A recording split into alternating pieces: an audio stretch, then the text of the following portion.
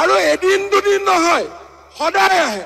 যোৱাকালিও আহিছিল, তাৰ আগৰ দিনাও আহিছিল, তাৰ আগৰ দিনাও আহিছিল, তাৰ আগৰ দিনা আহিছিল, সদায় আহে। আহিলে মই বেয়া নাপাওঁ, খালি মই কওঁ যে ৰাতি ইমান ধুনীয়া ধুনীয়া কথা পতা আগত দিলে, দিনত কিয় গালি গালাজ কৰ? মুখ্যমন্ত্ৰী ডাঙৰীয়া বৰ ভাল ঠাইত হাত দিয়া নাই। আপোনাৰ যদি দম আছে, এনেকুৱা ভাষাত আন কোনেও নিশ্চয় আপোনাক নকয়। যদি আপোনাৰ দম আছে, মই আঙুলিটোৱে কৈছো আপোনাক, যদি আপোনাৰ দম আছে, মই সদায় ৰাতি 11টা বজাৰ পাছত ফোন কৰা প্ৰমাণ নিদিওঁ। মই মুখ্যমন্ত্ৰীক সেইকাৰণে চেলেঞ্জ কৰিছো, মুখ্যমন্ত্ৰীয়ে যদি পাৰে এই প্ৰত্যাহ্বান গ্ৰহণ কৰক। তেখেতৰ যদি সাহস আছে, তেখেতৰ যদি দম আছে, তেখেতৰ যদি কলিজা আছে, এই প্ৰত্যাহ্বান গ্ৰহণ কৰক। মইতো আপোনাক একদম নিধক গালি দিছো, মুখ্যমন্ত্ৰী মহোদয়, মই নিধক গালি দিছো আপোনাক। আপুনি প্ৰমাণ কৰক যে মই সদায় ৰাতি 11টা বজাৰ পাছত আপোনালৈ ফোন কৰো। পাৰিবনে নোৱাৰে কওক? সাহস আছে আপোনাৰ? ফালতুৰাম সাহস আছে আপোনাৰ?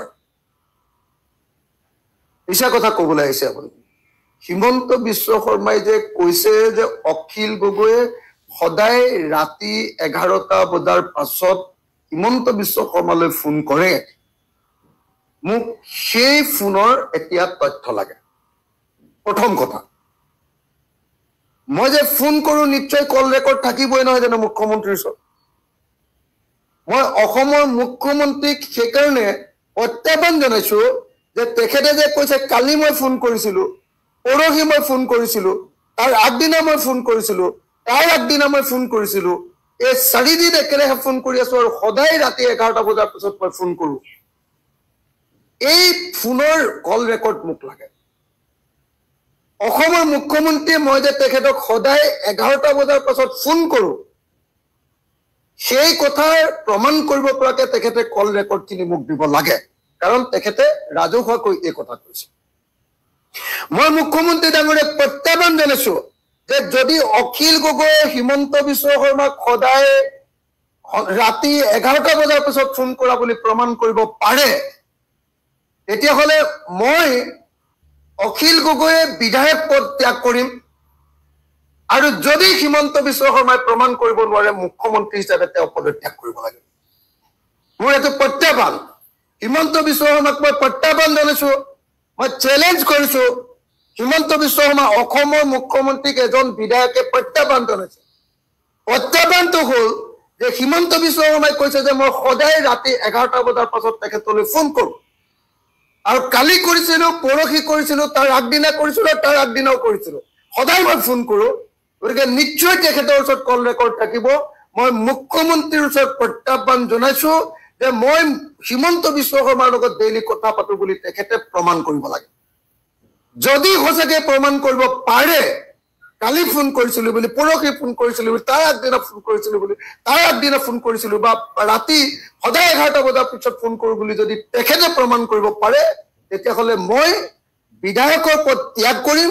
আৰু যদি তেখেতে এইটো প্ৰমাণ কৰিব নোৱাৰে, তেখেতে মুখ্যমন্ত্ৰী পদ ত্যাগ কৰিব লাগে। এইটো হিমন্ত বিশ্ব শৰ্মাৰ প্ৰতি প্ৰত্যাহ্বান। কাৰ কিমান দম আছে এতিয়া ওলাব, কাৰ কিমান সাহস আছে এতিয়া ওলাব। যদি দম আছে ভাই হিমন্ত, এতিয়া আপুনি মোৰ লগত এইটো প্ৰত্যাহ্বান গ্ৰহণ কৰক। চেলেঞ্জ কৰিছো মই মুখ্যমন্ত্ৰী মহোদয়, আপুনি চেলেঞ্জ গ্ৰহণ কৰক। আপুনিতো কয় যে আপুনি বৰ দমদাৰ মানুহ, আপুনি অসমৰ হিৰো, আপুনি অসমৰ গুণ্ডা, আপুনি অসমৰ একদম বছ। আপোনাক মই চেলেঞ্জ কৰিছো, বিধায়ক অখিল গগৈয়ে মুখ্যমন্ত্ৰী হিমন্ত বিশ্ব শৰ্মাক চেলেঞ্জ কৰিছে যে যদি হিমন্ত বিশ্ব শৰ্মাই সদায় তেওঁক ৰাতি 11টা বজাত অখিল গগৈ ফোন কৰা বুলি প্ৰমাণ কৰিব পাৰে, যোৱাকালি, পৰহি, তাৰ আগদিনা আৰু তাৰ আগদিনা সদায় যদি মই ফোন কৰা বুলি প্ৰমাণ কৰিব পাৰে, মই বিধায়কৰ পদ ত্যাগ কৰিম। আৰু যদি নোৱাৰে, তেখেতে মুখ্যমন্ত্ৰী পদ ত্যাগ কৰিব লাগে। পাৰিবনে নোৱাৰে কওক? চেলেঞ্জ।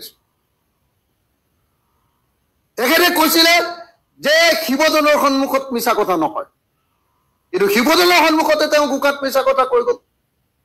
কিয় মিছা কথা কৈ গ'ল? ভয় কৰিছে।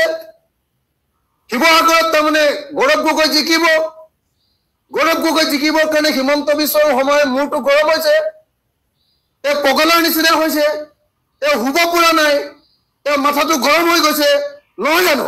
সেইকাৰণে মোক এনেকুৱা বদনাম কৰিবৰ কাৰণে তেওঁ এনেকুৱা ধৰণৰ চেলেপু কথা কৈছে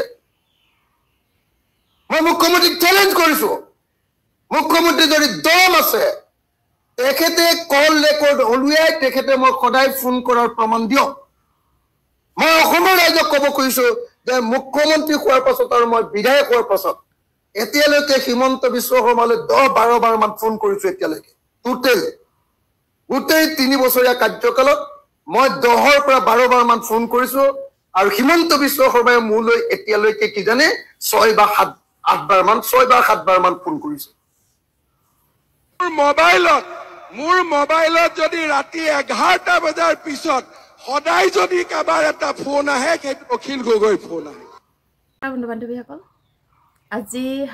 আজিৰ হাপনেউলৰ যুদ্ধসমূহ শেষ হ'ব এনেকুৱা এখন হাপনেউলৰ যুদ্ধ শেষবাৰৰ বাবে আপোনালোকক দেখাবলৈ লৈছোঁ চাবচোন হাপনেউলৰ যুদ্ধত কোন জিকে কোন হাৰে হাপ জিকিবনে নেউল জিকিব আপোনালোকে আচলতে আগতে হাপনেউলৰ যুদ্ধ গোটেই আমাৰ গাঁৱৰ যিটো পৰিৱেশ গাঁৱৰ পৰিৱেশত এনেকৈ হাপনেউলৰ দেখা দেখি হ'লে যুদ্ধ হয় ঠিক একেদৰেই এই ইলেকশ্যনৰ সময়ত মন্ত্ৰী বিৰোধী পাৰ্টি ইটোৱে সিটোৰ লগত দেখা দেখি হ'লে হাপনেউলৰ এখন যুদ্ধ হোৱাৰ দৰে হয় আজিৰ পৰা আকৌ হাপনেউলৰ যুদ্ধ সমাপ্ত হ'ব আৰু আজিৰ পৰা যে আচলতে ৰাজত্ব কৰিবলৈ পাব তেওঁ মতে দেশখন চলাব আকৌ মূল্য বৃদ্ধি আকৌ বস্তুৰ দাম আকৌ যি মন যায় তাকে কৰিব জনসাধাৰণক তেওঁলোকে নচুৱাব তাৰ ভোটৰ আগমুহূৰ্তত তেওঁলোকে ইজনে সিজনক বাগি দি হাপনেউলৰ দৰে কাজিয়া লাগি জনসাধাৰণৰ ভোটকেইটা কেনেকৈ সংগ্ৰহ কৰোঁ তাৰে চেষ্টা কৰি থাকে আচলতে এইবিলাক হ'ব নালাগে কাৰণ হাপনেউলৰ দৰে যুদ্ধ কৰিলেতো আমাৰ অসমখন উন্নতি নহয় সেইটো কাৰণে মই হাপনেউলৰ যুদ্ধ বুলিয়ে কৈছোঁ কাৰণ ইজনে দেখিলে ইজনক বাগি মাৰি কথা ক'ব ইজনে দেখিলে ইজনক বাগি মাৰি কথা ক'ব আমুকৰ দিনত আমুক নকৰিলে তামুকৰ দিনত তামুক নকৰিলে আচলতে সেইবোৰ হৈ যোৱাবোৰ বাদ দিয়ক এতিয়া যি হ'ব তেওঁ কি কাম কৰিব কি কৰিবলগীয়া আছে কেনেকৈ কৰিলে আমাৰ উন্নত হ'ব এইবিলাকহে আচলতে আলোচনা কৰিব লাগে বিৰোধীয়ে লগ লাগিলেও এইটো কৰিম সেইটোহে কৰিব লাগে কিন্তু তেওঁলোকে যে বদনাম এখিনি ইটো গাত দুখ জাপিব ইজনৰ গাত দুখ জাপিব এনেকৈ আমাৰ ৰাজনীতি আচলতে হাপনেউলৰ যুদ্ধৰ দৰে যুদ্ধ হৈ থাকে সেইকাৰণে মই হাপনেউলৰ যুদ্ধ বুলি ক'লোঁ আপোনালোকে নিশ্চয় যুদ্ধখন দেখিলেই সেয়েহে যুদ্ধখন দেখি কি বুজিলে কি শিকিলে ক'বচোন মই আচলতে নিজৰ মনত খুৰ ধুৱাই আছিলে কথাকেইটা সেইকাৰণে মই ক'লোঁ যে হাপনেউলৰ দৰে যুদ্ধ নকৰি আমাৰ অসমখনৰ কাৰণে উন্নতিৰ কাৰণে আমি এজন ভাল সাংসদ জিকাব লাগে সেয়েহে এনেকুৱা হাপনেউলৰ যুদ্ধ কৰি থকাতকৈ ভালকৈ দেশখন বা অসমখন উন্নতি কৰিবলৈ চেষ্টা কৰিব লাগে সকলোৱে মিলি তাকে মই মোৰ ফালৰ পৰা কথাকেইটা ক'লোঁ যদিও বা ক'ৰবাত ভুলভ্ৰান্তি হৈছে তেন্তে আঙুলিয়াই দিব বুলি আশা ৰাখিলোঁ আৰু যদি কথাকেইটা ভাল লাগিলে লাইক কমেণ্ট আৰু শ্বেয়াৰ কৰিবলৈ নাপাহৰিব ধন্যবাদ